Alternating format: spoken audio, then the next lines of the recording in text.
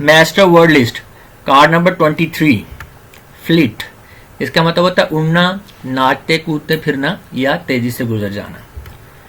Viewers, अगर आप पहली मर्तबा ये वीडियो देख रहे हैं तो इस नोट को जरूर पढ़ लें क्योंकि ये आपके लिए इंपॉर्टेंट साबित हो सकता है। नेक्स्ट वर्ड है फ्रैग्रेंट, इंतहाई शर्मनाक, शदीद, संगीन या बरमला।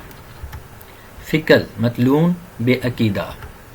फेकलेस, कमजोर और नातवा। फेस्टिडियस, नाजुक मिजाज, नाजुक तबे।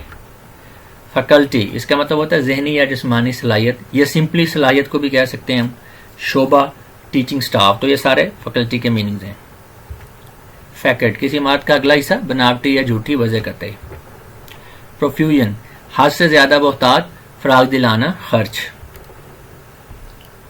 परमिस्क्यूअस, परमिस्क्यूअस का मतलब होता है मिला जुला, बेतरतीब, मखलूत। प्रोवोकेटिव, इश्ताल अंगेज, दिलचस्पी पैदा करने वाली, गुस्सा दिलाने वाली, शौक पैदा करने वाली, उकसाने वाली। Thank you.